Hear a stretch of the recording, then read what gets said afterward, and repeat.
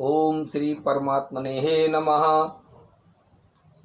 पुरुषोत्तम मास के तीसरे दिन मैं अनिल गुप्ता आप सबसे श्रीमद् भागवत गीता के दूसरे महात्म का दूसरे अध्याय के महात्म का कथन करता हूँ। श्री भगवान कहते हैं कि लक्ष्मी जी, प्रथम अध्याय के महात्म का उत्तम व्याख्यान मैंने तुमसे सुना दिया है। अब अन्य अध्यायों के महात्म्य श्रवण करो। दक्षिण दिशा में वेदवेत्ता ब्राह्मणों के पुरंदरपुर नामक नगर में श्रीमान देव शर्मा नामक एक विद्वान ब्राह्मण रहते थे। वे अतिथियों के पूजक, स्वायाद्यशील, वेद शास्त्रों के विशेषज्ञ, यज्ञों का अनुष्ठान करने वाले और तपस्वियों के सदा ही प्रिय थे। उन्होंने उत्तम द्रव्यों के द्वारा अग्नि में हवन करके दीर्घकाल तक देवताओं को तृप्त किया, किंतु उन धर्मात्मा ब्राह्मण को कभी सदा रहने वाली शांति न मिली। वे परम कल्याण में तत्व का ज्ञान प्राप्त करने की इच्छा से प्रतिदिन प्रचुर सामग्रियों के द्वारा सत्य संकल्प वाले तपस्वियों की सेवा करने लगे। इस प्रकार शुभ आचरण करते हुए उन्हें बहुत समय बीत गया। तदनंतर एक दिन पृथ्वी पर उनके समक्ष एक त्यागी महात्मा प्रकट हुए। वे पूर्ण अनुभवी, आकांक्षा रहित, नासिका के अग्रभाव पर दृष्टि रखने वाले तथा शांत चित्त थे। निरंतर परमात्मा के चिंतन में संलग्न हो वे सदा आनंद विभोर रहते थे। देव शर्मा ने उन नित्य संतुष्ट तपस्वी को शुद्ध भाव से प्रणाम किया और पूछा कि हे महात्मन, मुझे शांतिमयी स्थिति कैसे प्राप्त होगी। तब उन आत्मज्ञानी संत ने देव शर्मा को सौपुर ग्राम के निवासी मित्रवान का, जो बकरियों का चरवाया था, परिचय दिया और कहा वही तुम्हें उपदेश देगा। यह सुनकर देव शर्मा ने महात्मा के चरणों की वंदना की और समृद्धशाली सौपुर ग्राम में पहुंचकर उसके उत्तर भाग में एक विशाल वन देखा। उसी वन में नदी के किनारे पर एक शिला पर मित्रवान बैठा हुआ था। उसके नेत्र आनंदातिरेक से निश्चल हो रहे थे। वह अपलक दृष्टि से देख रहा था। वह स्थान आपस का स्वाभाविक बैर छोड़कर एकत्रित हुए परस्पर विरोधी जंतुओं से घिरा हुआ था। वहाँ उद्यान में मंद मंद वायु चल रही थी। मृगों के झुंड शांत भाव से बैठे थे और मित्रवान दया से भरी हुई आनंदमयी मनोहारिणी दृष्टि से पृथ्वी पर मानो अमृत छिड़क रहा था। इस रूप में उसे देखकर देव शर्मा का मन प्रसन्न हो गया। वे उत्सुक होकर बड़ी विनय के साथ मित्रवान के पास गए। मित्रवान ने भी अपने मस्तक को किंचित नवाकर देव शर्मा का सत्कार किया। तदनंतर विद्वान देव शर्मा अनन्य चित्त से मित्रवान के समीप गए और जब उसके ध्यान का समय समाप्त हो गया, उस समय उन्होंने अपने मन की बात पूछी। महाभाग, मैं आत्मा का ज्ञान प्राप्त करना चाहता हूँ। मेरे इस मनोरथ की पूर्ति के लिए मुझे किसी ऐसे उपाय का उपदेश कीजिए जिसके द्वारा सिद्धि प्राप्त हो चुकी हो। देव शर्मा की बात सुनकर मित्रवान ने एक क्षण तक कुछ विचार किया। उसके बाद इस प्रकार कहा कि हे विद्वान, एक समय की बात है, मैं वन के भीतर बकरियों की रक्षा कर रहा था। इतने में ही एक भयंकर व्याघ्र पर मेरी दृष्टि पड़ी, जो मानो सबको ग्रस लेना चाहता था। मैं मृत्यु से डरता था, इसीलिए व्याघ्र को आते देख बकरियों के झुंड को आगे करके वहां से भाग चला, किंतु एक बकरी तुरंत ही सारा भय छोड़कर नदी के किनारे उस बाघ के पास बेरोक टोक चली गई। फिर तो व्याघ्र भी द्वेष छोड़कर चुपचाप खड़ा हो गया। उसे इस अवस्था में देखकर बकरी बोली कि हे व्याघ्र, तुम्हें तो अभिष्ट भोजन प्राप्त हुआ है। मेरे शरीर से मांस निकालकर प्रेम पूर्वक खाओ ना। तुम इतनी देर से खड़े क्यों हो? तुम्हारे मन में मुझे खाने का विचार क्यों नहीं हो रहा है? व्याघ्र बोला कि बकरी, इस स्थान पर आते ही मेरे मन से द्वेष का भाव निकल गया है।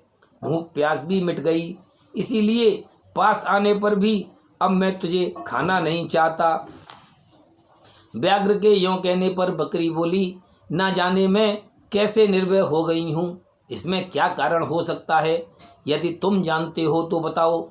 यह सुनकर व्याघ्र ने कहा, मैं भी नहीं जानता। चलो सामने खड़े हुए इन महापुरुष से पूछें।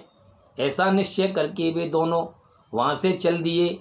उन दोनों के स्वभाव में यह विचित्र परिवर्तन देखकर मैं बहुत विस्मय में पड़ा था। इतने में ही उन्होंने मुझसे ही आकर प्रश्न किया। वहाँ वृक्ष की शाखा पर एक वानर राज था। उन दोनों के साथ मैंने भी वानर राज से पूछा कि हे विप्रवर। मेरे पूछने पर वानर राज ने आदर पूर्वक कहा, अजापाल सुनो, इस विषय में मैं तुम्हें प्राचीन वृत्तांत सुनाता हूँ। यह सामने वन के भीतर जो बहुत बड़ा मंदिर है उसकी ओर देखो। इसमें ब्रह्मा जी का स्थापित किया हुआ एक शिवलिंग है। पूर्व काल में यहाँ सुकर्मा नामक एक बुद्धिमान महात्मा रहते थे, जो तपस्या में संलग्न होकर इस मंदिर में उपासना करते थे। वे वन में से फूलों का संग्रह कर लाते और नदी के जल से पूजनीय भगवान शंकर को स्नान कराकर उन्हीं से उनकी पूजा किया करते थे। इस प्रकार आराधना का कार्य करते हुए सुकर्मा यहाँ निवास करते थे। बहुत समय के बाद उनके समीप किसी अतिथि का आगमन हुआ। सुकर्मा ने भोजन के लिए फल लाकर अतिथि को अर्पण किया और कहा कि हे विद्वान, मैं केवल तत्व ज्ञान की इच्छा से भगवान शंकर की आराधना करता हूँ।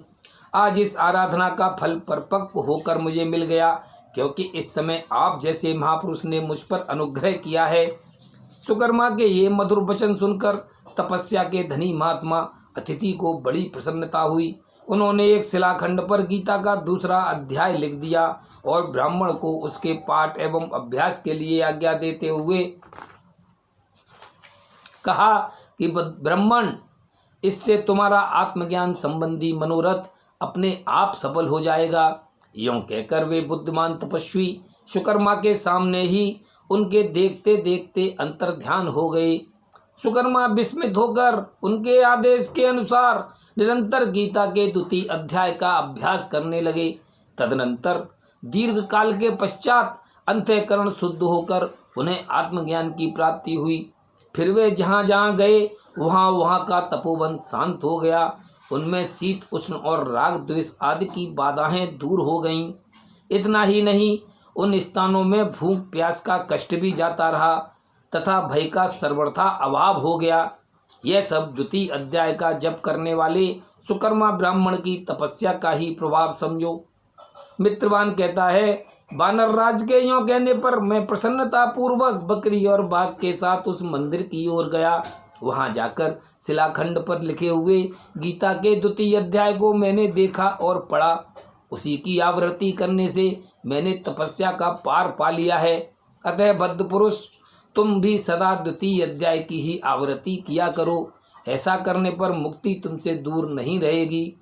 श्री भगवान कहते हैं कि प्रिय मित्रवान के इस प्रकार आदेश देने पर देव शर्मा ने उसका पूजन किया और उसे प्रणाम करके पुरंदरपुर की राह ली। वहाँ किसी देवालय में पूर्वोक्त आत्मज्ञानी महात्मा को पाकर उन्होंने यह सारा वृतांत निवेदन किया और सबसे पहले उन्हीं से द्वितीय अध्याय को पढ़ा। उनसे उपदेश पाकर शुद्ध अंतःकरण वाले देव शर्मा प्रतिदिन बड़ी श्रद्धा के साथ द्वितीय अध्याय का पाठ करने लगे। तब से उन्होंने अनुबद्ध यानी कि प्रशंसा के योग्य परम पद को प्राप्त कर लिया। लक्ष्मी, यह द्वितीय अध्याय का उपाख्यान कहा गया है। बोलो श्री कृष्ण भगवान की जय। बोलो श्रीमद् भागवत गीता की जय। यदि आप मुझे प्रोत्साहित करना चाहते हैं तो कृपया मेरे YouTube चैनल को सब्सक्राइब करें, मेरे वीडियोस को लाइक करें, शेयर करें। धन्यवाद।